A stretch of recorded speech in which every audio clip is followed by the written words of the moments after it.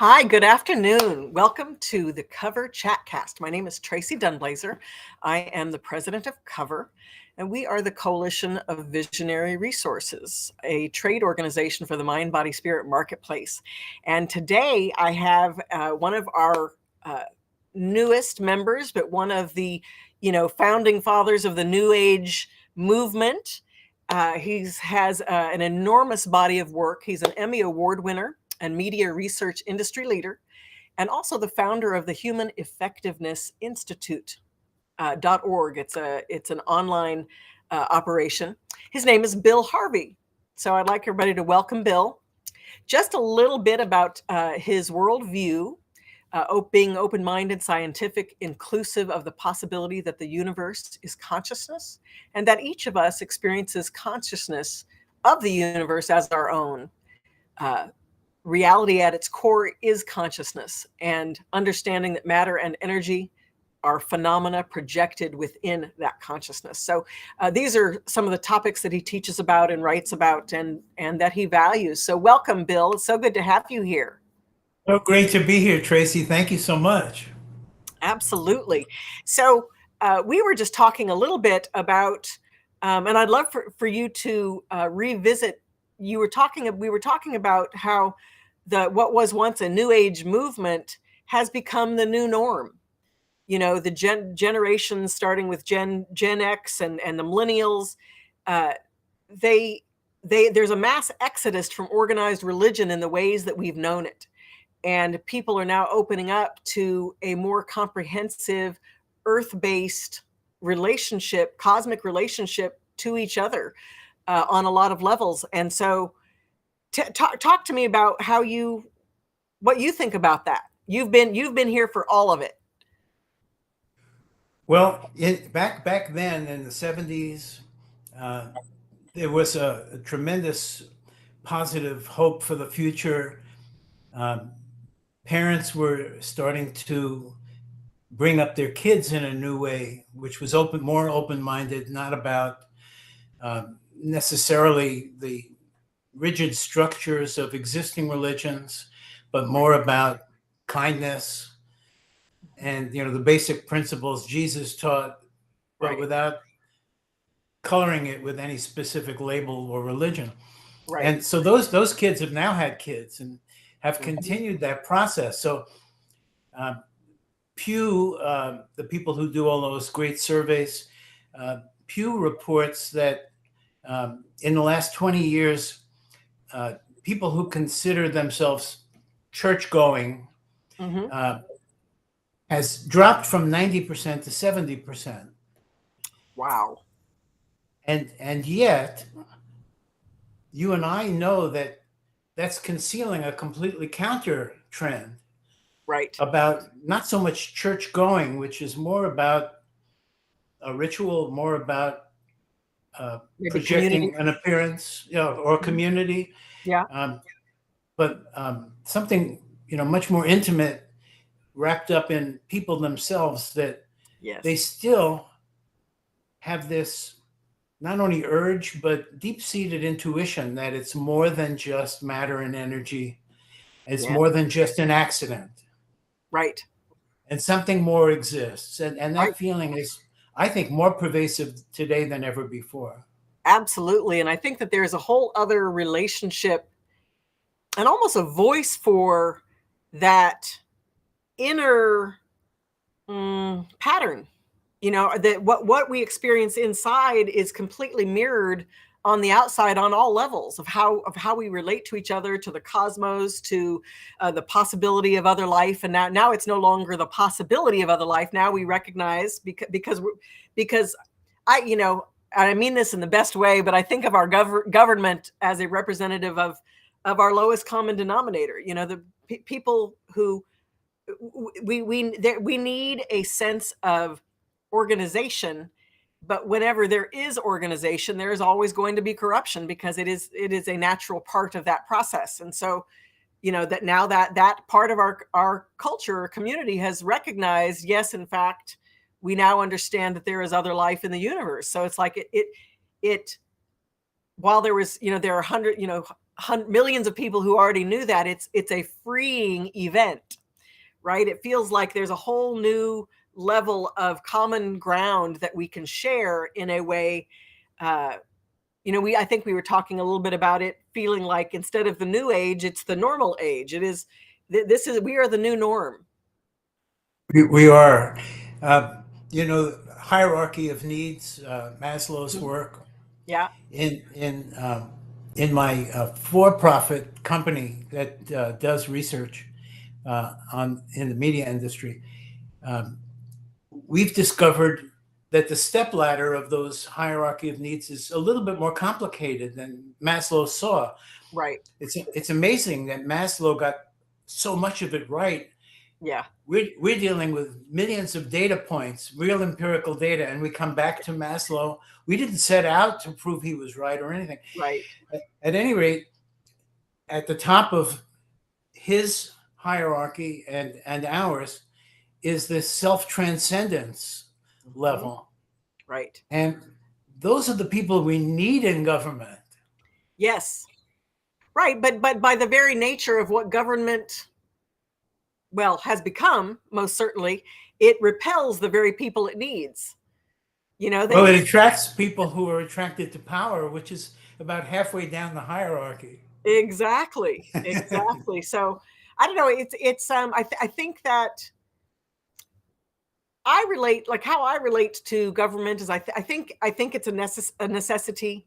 I participate on every level that I can, but I certainly don't give it my power. I don't think it is all powerful. I choose to govern myself. I think that ultimately we can't control what others do, but we can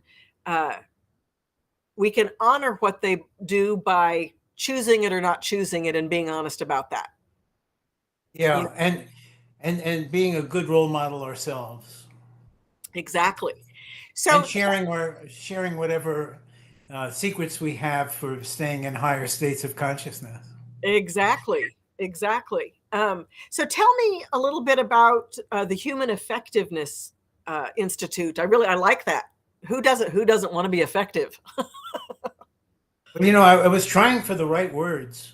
Yes. That would be inclusive, that wouldn't foreclose certain people being attracted. I wanted it to be more generally attractive, so I chose the word effectiveness. And then you have to fill out a form when you want to become a nonprofit 501c3. So yeah, they asked, what is this all about? And the answer was helping people to make better decisions by analyzing how do they make decisions now, what are the information processing processes they use internally to reach decisions, and how can those be improved. Right. So that's really what the Institute is about, is sharing what I call psychotechnology, right, bootstrapping oneself into higher states of consciousness, not getting sucked down into ego, fear, anger, or any of those things that basically ruin our effectiveness. Right, exactly. So it's interesting. So Celine Human Vega, she wrote a little comment here that says, of note is that Maslow did not invent his hierarchy of needs. He was influenced by the Blackfoot philosophy after his time visiting them in Canada, which I did not know that. So thank you for bringing that up, Celine. I'm going to look more into that, and thank you. That brings us into this whole other relationship to information and ownership. I mean, of course, we're not going to fully get into that because that's a whole other beast to address. But it's a powerful time to, like, right now. There's they're fighting over Taco Tuesday, right? Who has the right to use the term Taco Tuesday? And I don't know what the word I want is right now, but I would feel confident in saying that any bit of information that we have today came from one of our many indigenous cultures. Up until even a decade ago, we considered that the earth was only a few thousand years old. We're now starting to understand and seeing cultures that are 12,000, 15,000, 100,000. We're seeing these that science is reconciling and revealing that we've been on the planet a lot longer than then probably half of our people on the planet have actually been educated to believe. And that's powerful. So I think a lot of our information that we receive and the way we have to now move into thinking about the truth is taking what comes from our environment and checking it with our heart, because that's the one place where we reconcile information. So talking about the Human Effectiveness Institute, what can somebody hope to find through you? What kinds of products do you offer? Well, it's principally self-management methods. Mm-hmm. So they're either given away freely or packaged as books. We also give away a lot of books for free, right, in the Ukraine and prisons, and during the pandemic, while it was still considered an emergency, we were giving mind magic away to anyone for free to help get through the pandemic. There it is. I'll show it at the end so people can see it. It's kind of like a operating manual for the mind. Yes. Ramdas said, anyone can follow those instructions. Shows you exactly what a good thinking process looks like. Mm-hmm. So to give you an example, when people are able to watch their own minds in action, even while they're in action, so they have to divide their attention between who they're talking to, what's going on around them, and also what's going on inside them. When they're using metacognition in that way, mm-hmm, and have loosened their attachments to a sufficient degree where, as they feel some kind of a negative feeling arising, they can catch that and question it. Right. At that point, we call that the observer state. It's a higher state than normal waking consciousness. Mm-hmm. And people are more effective in that state. So what we're trying to do as an institute is to disseminate the tools by which mm-hmm, people can get into the observer state, and then also be on the lookout. Once you're in the observer state, the next state you're going to experience that you're going to like is the flow state. Right. And you won't get in the flow state while you're attached or while you're in what I call emergency oversimplification procedure, EOP. Right. You're not going to get into flow state. But once you're in observer state, you can easily slip into flow state. Right. And in flow state, everything, it truly, to the open-minded who get into flow state, they realize right then and there, this universe I live in is much more complicated than current Earth science describes it. This is magical. This flow state thing, this is magical. Right. And it feels supernatural. Mm-hmm, it is scientific. Everything is scientific. But the problem is that science has, because of Occam's razor, mm-hmm, and the need for verifiability, right, they decided that an intelligent designer, creator, isn't necessary to explain the phenomena. So they had to replace that with something. So they replaced it with accidentalism. They've credited that this universe could actually have come about by random forces smashing up against each other until suddenly they were self-reproducing creatures. And then they became conscious. And all of that happened purely by accident. So you talk about going into the heart where you can evaluate ideas coming from the inside. If you truly go to the heart and consider that kind of accidentalism is reasonable, most people would say, no, that isn't a reasonable explanation. Right.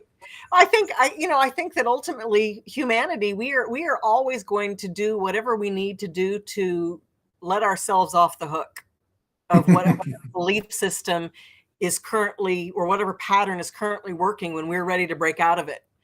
Right or wrong. I mean, we do it for positive and for negative, but that's just what we do. And that's a part of the pattern breaker, I think, element of being human, and probably many other species in the cosmos is that we've got to break out of patterns in order to expand and be a part of that flow state. And at some point, in some condition that we evolve into, we may be able to fully cognizantly understand flow state. That is not the case today. We just have to open our heart and, dive in. So speaking of that, how did you make the jump? I don't even know if this is the right way to say, but how did you make the jump in business from working in research, media research, into consciousness? Like, what was that? For a long time, it was a parallel path, with my day job being in media research and then my secret identity being in consciousness. Yeah. And it's only been in the last, I don't know, probably 15 years that I've brought them together. I've exposed the one to the other. Yes. And my resistance to doing that, my caution about waiting so long to do that, right. Was remarks that were made, like in the 90s. I would give a copy of Mind Magic to a consulting client of mine. Right. And I would wait, to hear back what they say. And they, one of them came back with a reference to marijuana usage. Right. And so I said, well, I don't think it's really time to put these two streams together yet. Right. They're not going to really meld together. But about 15 years ago, I started my current blog, Pebbles in the Pond. Comes out every week. And all of those are on the website, of course. And you can search for keywords that you're looking for and things. But I got into the flow state because at age 4, my parents, who were in show business, put me on stage. And my original reaction to that was stark terror, major league stage fright. And then I got to a point, just out of practice, where all of a sudden I was on stage giving my usual performance, but it was doing itself, and it was doing it perfectly. For the first time, I was exceeding my own capability, my own image of my own capabilities. Right. And I seemed actually to not be in my body. I seemed to be above myself and slightly behind, looking down at my 4-year-old body, mugging to the photographer who was taking a picture of me.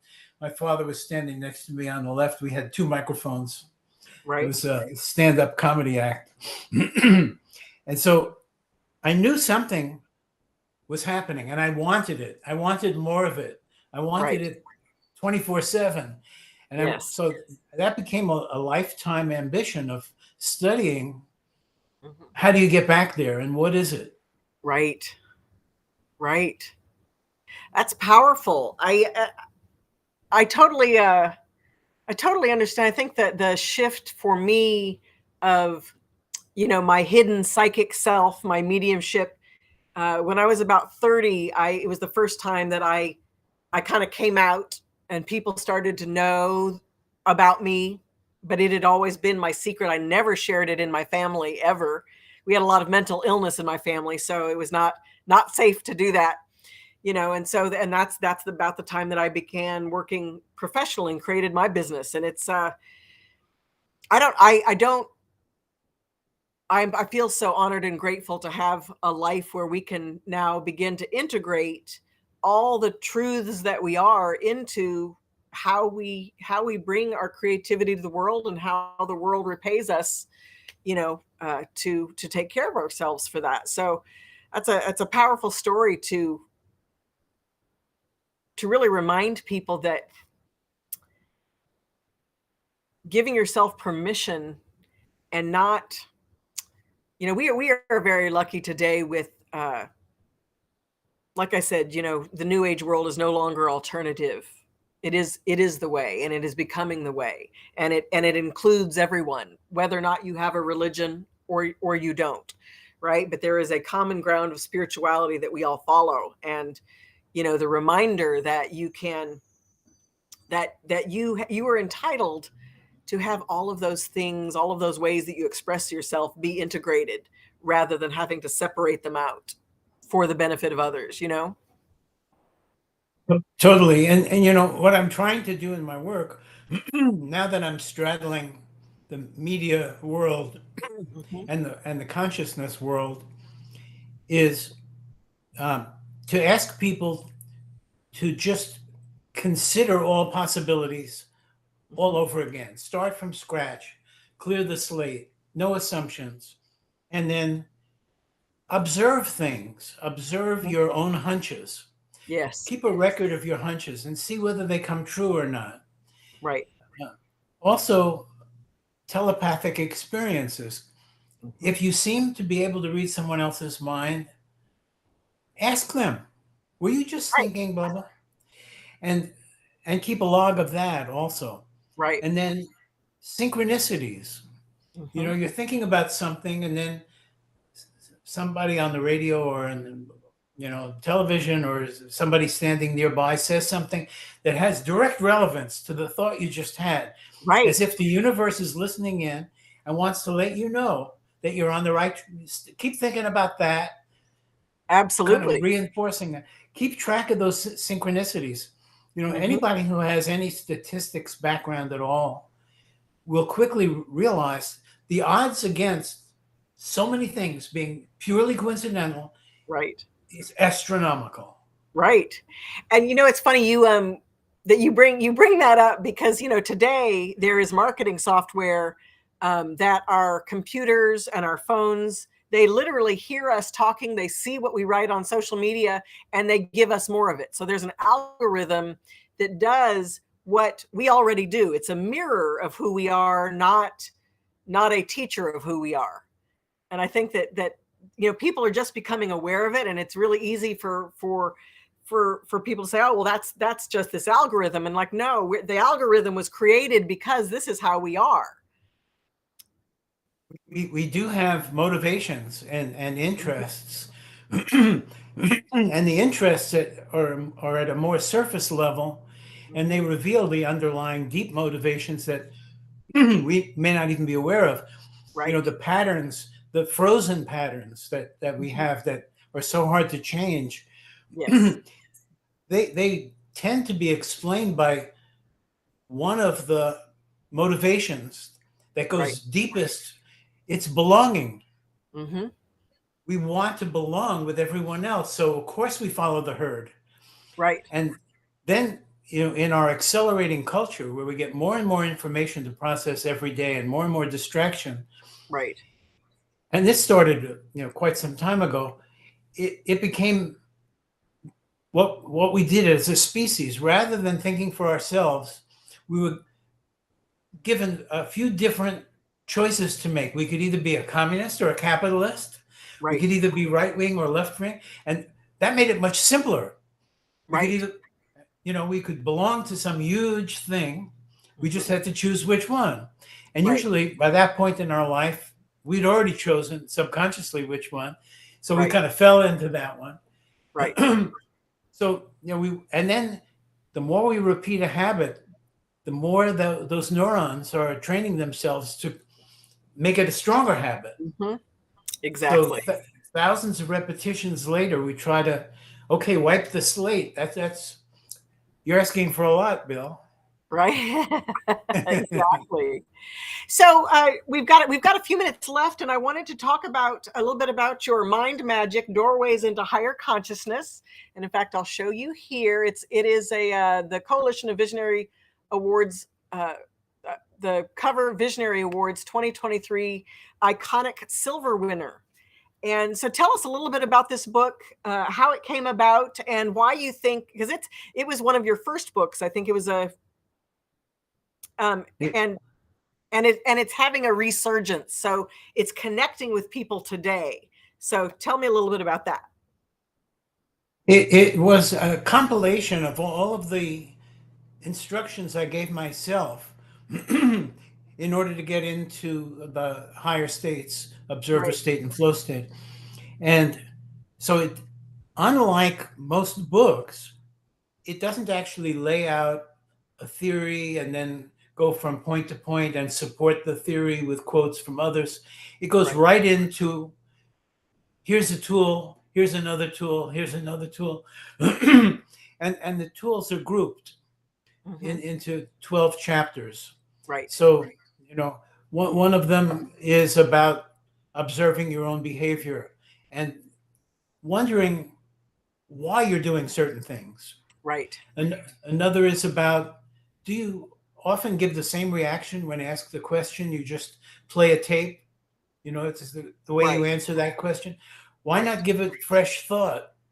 Right. Why not, you know, celebrate the now? You know, what do I now? How would I clean the slates? Answer the question. Yes.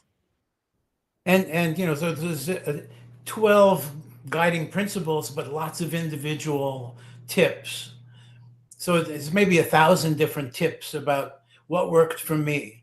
Good. And so far, it actually has been a steady seller over the years. That back when we were counting these things, I remember in the 80s at one point we had 500 stores, and each one sold one book a week on average. Wow. And so over the years, we've sold 35,000 copies. Amazing. And they've always been sold with a lifetime money-back guarantee.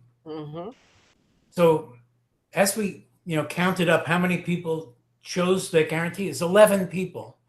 Wow. Since 1976. That's 11 amazing. People have. And on the other hand, we've gotten over, now it's over 3,000 cards, letters, emails, texts, posts on social media saying, you know, this has helped my life. Everyone should read this book. One of the best books ever written, blah, blah, blah. Yeah. And, you know, the thing about this book was when it came out, other than Alan Watts and Krishnamurti, who, you know, when you get into the real masters who have written great stuff, you know, you go back thousands of years. But in the 1970s, the number of mindfulness books coming out in the 1970s, you know, there was one that came out before mine. It was Be Here Now. And so one of the first people I gave Mind Magic to was to Ram Dass, who was a friend of mine.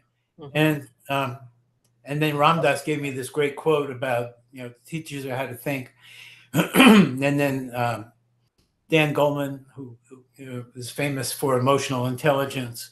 Yeah.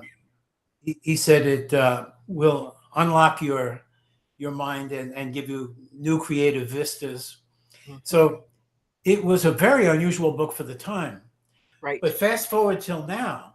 Yes. The number of mindfulness books that come out each day is staggering.